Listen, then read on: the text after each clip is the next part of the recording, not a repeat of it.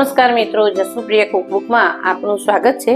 આજે આપણે બનાવીશું બેસનમાંથી ડબકા અને એની કઢી। તો ડબકા કઢી આપણે આજે બનાવીશું, કાઠિયાવાડી સ્ટાઇલથી આપણે બનાવીશું। અને એ છે બેસનમાંથી આપણે ડબકા બનાવી અને એને ઓઇલમાં ડીપ ફ્રાય કે સેલો ફ્રાય કરવાના નથી, ડાયરેક્ટ આપણે કઢીની અંદર ડબકા મૂકીશું મિત્રો।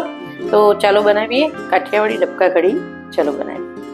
તો ડબકા કઢીમાં આપણે ડબકાને તળવાના નથી, જે પકોડા જે નાના નાના બનાવીએ એને આપણે ડીપ ફ્રાય કરવાના નથી કે સેલો ફ્રાય પણ કરવાના નથી, આપણે ડાયરેક્ટ જ કઢીમાં આપણે બનાવીશું મિત્રો। તો ચલો એના માટે આપણે પહેલાં જે સિમ્પલ કઢી બનાવવાની હોય એનું કરી દઈએ। તો અહીંયા મેં 700 થી 800 ગ્રામ દહીં લીધું છે, અમૂલ ગોલ્ડનું 800 ગ્રામ જેટલું દહીં અને થોડી છાશ 200 ગ્રામ જેટલી છાશ છે, 200 ml જેટલી, એ પણ આપણે અહીંયા ઉપયોગ કરી દઈશું। એને સારી રીતે વલોવી દઈશું। આપણે અહીંયા આટલા એટલે કે 4 ગ્લાસ 4 થી 5 ગ્લાસ જેટલું પાણી અહીંયા મેં લીધું છે અને એને સારી રીતે વલોવી લઈશું। એની અંદર આપણે અહીંયા બેસન મેં ચાળી લીધું છે, લગભગ 150 ગ્રામ જેટલું બેસન છે, એને પણ સારી રીતે મિક્સ કરી દઈશું। બેસન ચાળીને લેવાનું હોય છે, કોઈ પણ વાનગી બનાવો બેસનની તો એને હંમેશા ચાળીને જ લેવું, જેથી કરી અને એક પણ ગાંઠો અહીંયા પડશે નહીં। જુઓ મિત્રો, સરસ રીતે આપણું દહીં અને જે પાણી એ મિક્સ કરી અને અહીંયા બેસન સરસ રીતે મિક્સ કરી દઈએ અને ગેસ ઉપર લગાવી દઈશું આપણે।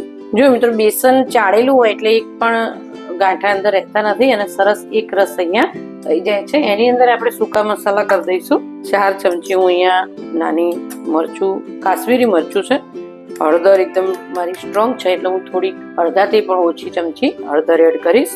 આખા મેથીના દાણા અંદર જ એડ કરી દઈશ। ધાણા જીરું મોટી ચમચી છે અહીંયા, તો એનો હું અહીંયા 3 ચમચી ધાણા જીરું એડ કરી દઈશ। 4 થી 5 મેં કાળા મરીનો અધકચરું ભૂકું કર્યું હતું, એ પણ એડ કરી દઈશ।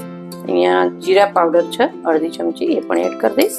મીઠું અત્યારે હાલ આપણે એડ નહીં કરીએ, એને હું તડકો મારી દઈશ, પછી એક ઉભરો આવી જશે પછી હું મીઠું અંદર એડ કરીશ મિત્રો। અને એને સારી રીતે આપણે આ રીતે ફરીથી વલોવી લઈએ એટલે બધા મસાલા પણ સરસ રીતે એડ થઈ જશે। એને સાઈડમાં રાખી અને આપણે અહીંયા એક તડકો લગાવી દઈએ। એક મેં મોટું વાસણ લઈ લીધું છે અને ગેસની ફ્લેમ ઓન કરી દઈશું। કઢીના વઘાર માટે તમે તેલ અને ઘી બંને પણ સરખું લઈ શકો વઘાર માટે, એકલું તેલ પણ લઈ શકો અને એકલું ઘી પણ લઈ શકો। અહીંયા આપણે 2 ટેબલ સ્પૂન આપણે ઓઇલ એડ કરશું। ગેસની ફ્લેમ આપણે મીડિયમ રાખશું અને અહીંયા મેં ઘીનું ઘી વાપર્યું છે એટલે 1 જ ચમચી હું અહીંયા લઈશ, એને એડ કરી દઈશું મિત્રો। એની અંદર હું અડધી ચમચી રાઈ એડ કરીશ, રાઈને તો તળવા દઈશું મિત્રો આપણે। 1 ચમચી જીરું એડ કરી દઈશું। ગેસની ફ્લેમ બિલકુલ ધીમી છે। 1 તમાલપત્ર, 1 લાલ કાશ્મીરી મરચું છે, 1.5 ઇંચ તજનો ટુકડો છે, 2 લવિંગ નાખ્યા મીઠું, અહીંયા 5 થી 7 જે લીમડાના પાન છે એ એડ કર્યા છે અને 3 થી 4 મરચાં મેં ઝીણા સમારીને એડ કર્યા છે અને 1-2 પિંચ જેટલી હું અહીંયા હિંગ એડ કરીશ। આપણે અહીંયા જે મિશ્રણ તૈયાર કર્યું હતું એ મિશ્રણ આપણે અંદર એડ કરી દઈશું મિત્રો। તો સરસ તડકો આપણો અહીંયા લાગી ગયો છે દેખો। હવે આપણે એને 1 થી 2 ઉભરા આવવા દઈશું, ત્યાં સુધી આપણે એને ઉકાળીશું, હલાવતા રહીશું। અહીંયા જે મેં મોટું વાસણ લીધું છે એ જાડા તળિયા વાળું જ છે, છતાંય આપણે હલાવીશું કે જેથી ચણાનું અંદર બેસન આપણે અંદર એડ કર્યું છે એ નીચે ચોંટી ના જાય। ત્યાર પછી અહીંયા આપણે જે ડબકા મૂકવાના છે એનું મિશ્રણ આપણે તૈયાર કરી લઈએ મિત્રો। અડધી ચમચી ગરમ મસાલો છે પણ એડ કરી દઈશ। અહીંયા 10 ગ્રામ જેટલું મેં ગોળનો એક ટુકડો લીધો છે એ એડ કરીશ, કારણ કે જે દહીં છે એનું બેલેન્સ કરવા માટે, વધારે આપણે ગળ્યું બનાવવાનું નથી। શિયાળાની ઋતુમાં મિત્રો ગુજરાતની અંદર તો અલગ અલગ જાતની કઢીઓ બનતી જ હોય છે।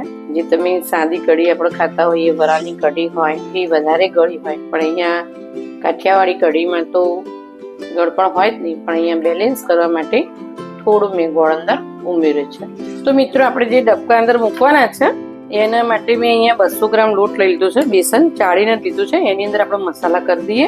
તો એની અંદર અહીંયા હું 2 નાની ચમચી લાલ મરચું એડ કરીશ, 1-2 પિંચ જેટલી હળદર એડ કરીશ અને 1 મોટી ચમચી ધાણા જીરું એડ કરી દઈશ। આપણે અહીંયા અજમો લીધો છે મેં અહીંયા, તો મેં અહીંયા અડધી ચમચી જેટલું લીધો છે અને આપણે સરસ રીતે મસળી અને એડ કરી દઈશું, જેથી કરીને સરસ ફ્લેવર આવે છે નહીં.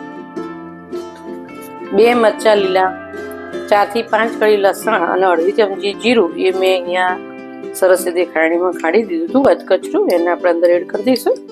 સ્વાદ પ્રમાણે મીઠું એડ કરી દઈશું મિત્રો. લગભગ 1 ચમચી જેટલું મીઠું અંદર એડ કરીશ મેં. થોડી 1 પિંચ જેટલી હિંગ એડ કરી દઈશું. કઢી આપણી સાઈડમાં હલાવ્યા જ કરવાની છે, જ્યાં 2 ઉભરા ના આવે ત્યાં સુધી એને સતત હલાવવાનું છે. આ બધું આપણે મિક્સ કરી દઈએ કોરા મસાલા. કઢી પકોડામાં મિત્રો આપણે પકોડાને તળતા હોઈએ છીએ ડીપમાં, અને આપણે ડાયરેક્ટ જ અંદર કઢી ઉકળશે અને આપણે એની અંદર ડબકા હાથથી મૂકીશું. હવે એની અંદર આપણે એક ટેબલ સ્પૂન ઓઇલ એડ કરી દઈશું, જેથી કરી અને આપણા પકોડા એકદમ સરસ અંદરથી સોફ્ટ બને. સરસ રીતે મિક્સ કરી દઈએ. આની અંદર આપણે અડધા ઇંચ જેટલો આદુનો ટુકડો લીધો છે, એનો હું સરસ રીતે અંદર છીણી લઈશ. એ ઓપ્શનલ છે મિત્રો, તમને એનો આદુનો સ્વાદ ના અનુકૂળ આવતો હોય તો રહેવા દેવાનું. આપણે જે દહીં લીધું હતું એ જ વાટકામાં મેં પાણી લીધું છે, અને ધીરે ધીરે પાણી એડ કરી અને આપણે એને જે આપણે ભજીયા બનાવીએ એના કરતાં પણ આપણે થોડું કાઠું રાખવાનું છે, જેથી કરીને આપણે હાથથી એને અંદર મૂકી શકીએ. તો સરસ રીતે થોડું પાણી એડ કરી અને આપણે એને મિક્સ કરી દઈશું મિત્રો. આની અંદર આપણે ઈનો કે કોઈ પણ ઉમેરવાનું નથી, છતાં પણ અંદર જે આપણા ડબકા મૂકીશું એ સરસ રીતે સોફ્ટ થશે.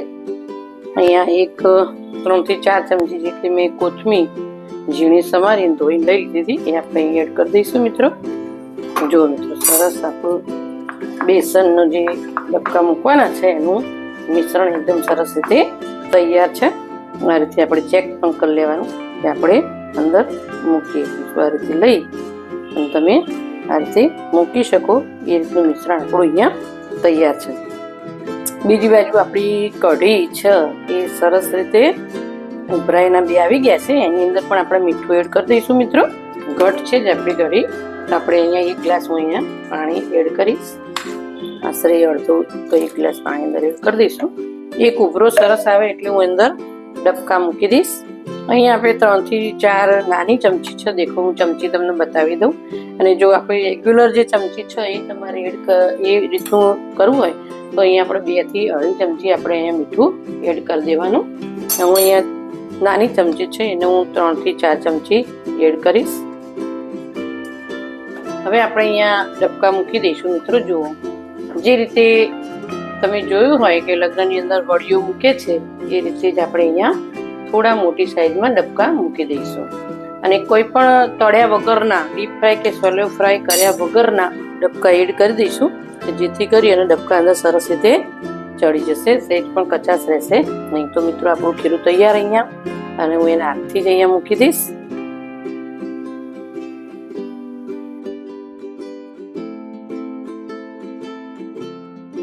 આટલી સાઈઝમાં ડબકા મૂકવાના છે, જે પકોડા જેવી સાઈઝ થઈ જશે મિત્રો.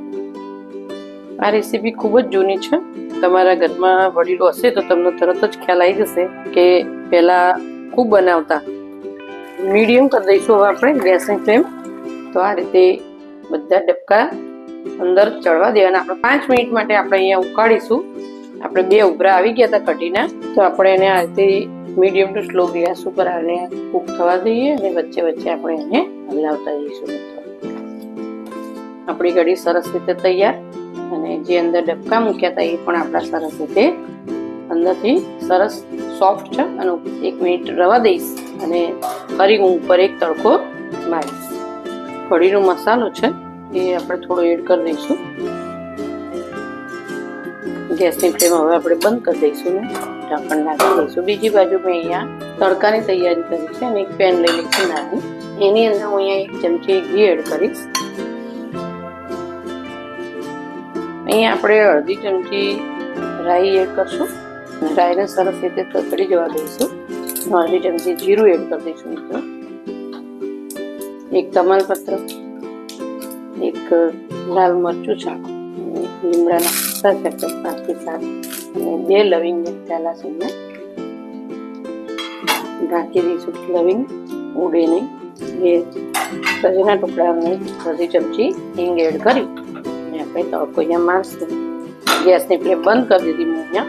અને આપણે અહીંયા કલર આવે એટલા માટે આપણે અહીંયા લાલ કાશ્મીરી મરચાંની હું અહીંયા અડધી ચમચી જેટલું એડ કરીશ અને એની ઉપર જ વઘાર રેડી દઈશ. અને તરત જ આપણે ઢાંકણ ઢાંકી દઈશું મિત્રો, કે જેથી કરી અને એનો વઘાર અંદર સરસ રીતે બેસી જાય. એ ખૂબ સરસ રીતે ફ્લેવર આવી જશે. આપણો તડકો સરસ આવી ગયો છે ને સરસ ખૂબ સરસ રીતે એનું કલરફુલ કઢી પણ આપણી તૈયાર છે. એકદમ સોફ્ટ અને સરસ આપણા ડબકા અંદર ચડી ગયા છે મિત્રો. તો આપણી કઢી તૈયાર મિત્રો, એને સર્વ કરીએ. તો આપણી ડબકા કઢી સરસ તૈયાર છે. જુઓ મિત્રો, બેસનના સરસ ડબકા એ અંદરથી સરસ રીતે સોફ્ટ અને ઉપરથી સરસ રીતે કૂક થઈ ગયેલા છે. તો સરસ મજાની આપણી કાઠિયાવાડી ડબકા કઢી એ તૈયાર છે. તો તમે પણ બનાવજો મિત્રો.